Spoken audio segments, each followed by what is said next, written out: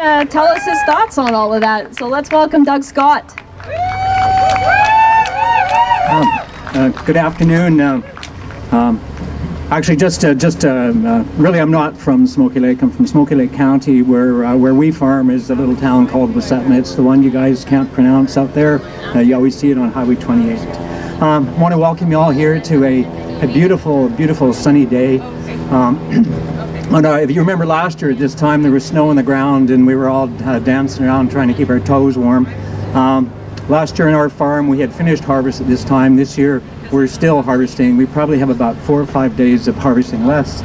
So as soon as I'm off here, that's where I'm headed.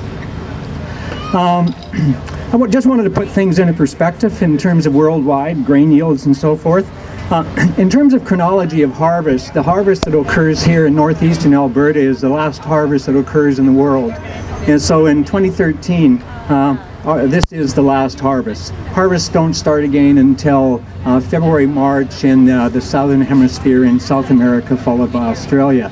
So everything we deal with now is numbers in terms of agriculture, but worldwide about 700 million tons of wheat were produced this year, marginally similar to last year, and guess what? We ate it all.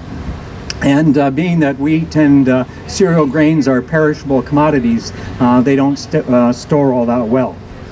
I really wanted to point out to you, just in a little bit in regards to what Dana was saying, how we can eat so much better than we actually do.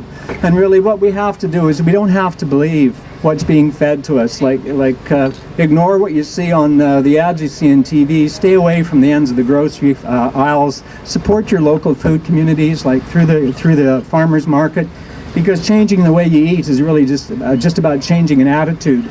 And I just wanted to a little story about my daughter Janice with her young family, a 3-year-old Bryn and now Rowan. And Janice, through her university years and so forth, had become a little bit of a junk food gal.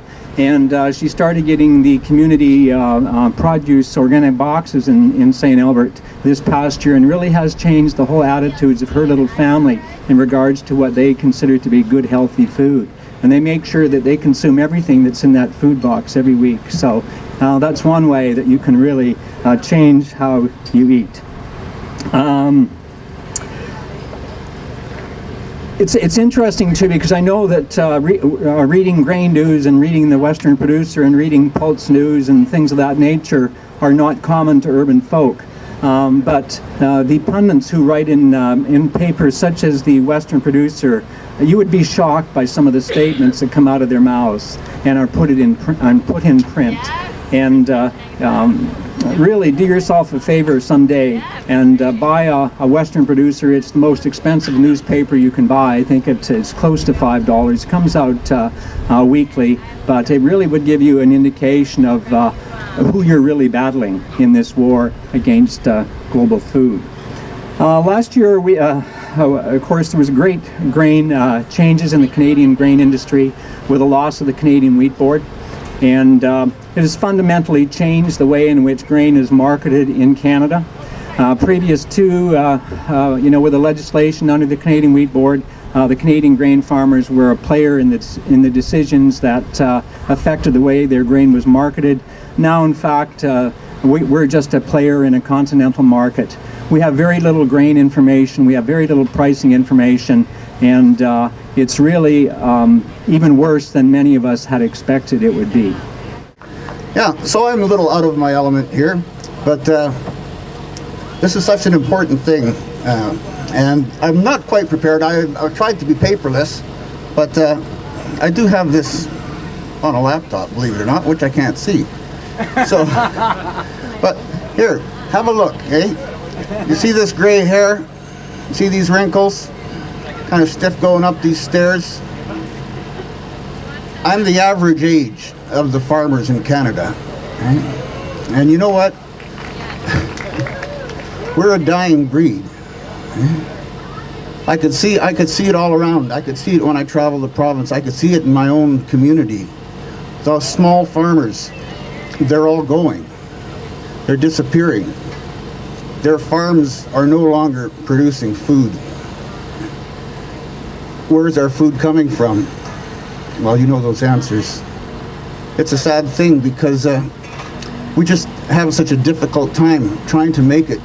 I can't believe it's so hard for people like us to be able to feed people like you. Okay? And it's a struggle, you know, and it's not too easy, but I could see why, you know.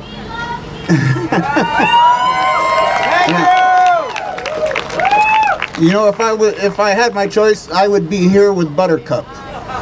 Buttercup is the name of my milk cow, right? And every day Buttercup gives us milk only from the grass, you know? And she feeds us, she feeds our neighbors.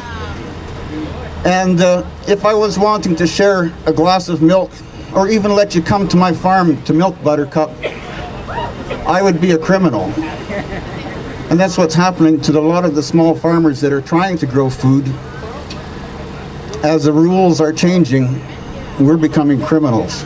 And that's a fact. I live in an area, I'm lucky, I used to live in Edmonton. Now I live in an area very remote. You know, I'm surrounded by forests. Should I feel threatened? I do. I do, because I see the helicopters. I don't know if you've seen the helicopters. I don't think you have, because those helicopters are flying around the forests. And you know what they're full of? They're full of Roundup.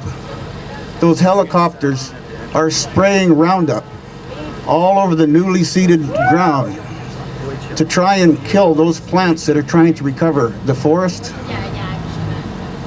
Those plants are called competition to the seedlings that these companies are trying to grow.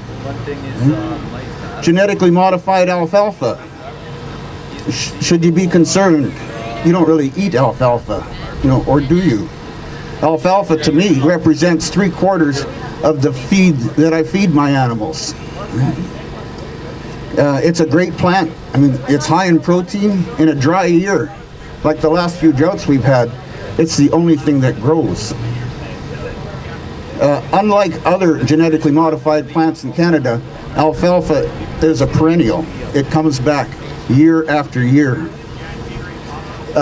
Once it's contaminated, then that contamination will reproduce year after year.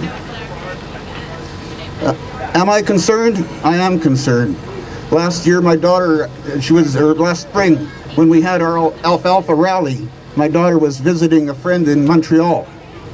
At the designated time, she went to the local MP's office to be part of the protest. I'm concerned. She was the only one there.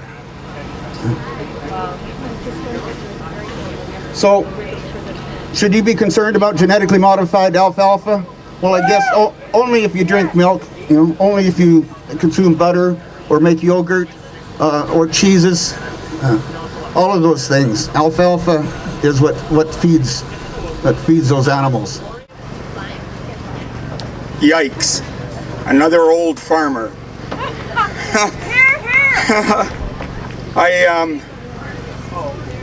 I was farming along the conventional, more industrial system, and when I realized what was up,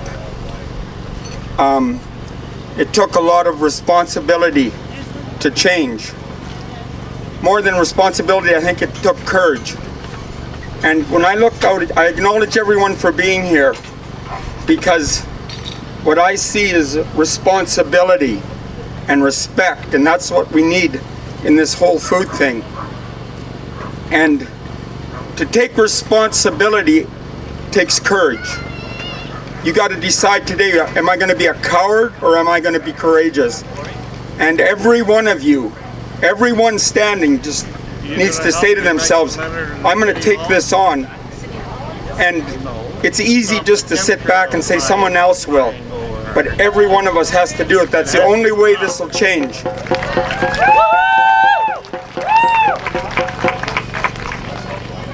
And guess what? When you take responsibility, you become empowered and you live a big life instead of a small life.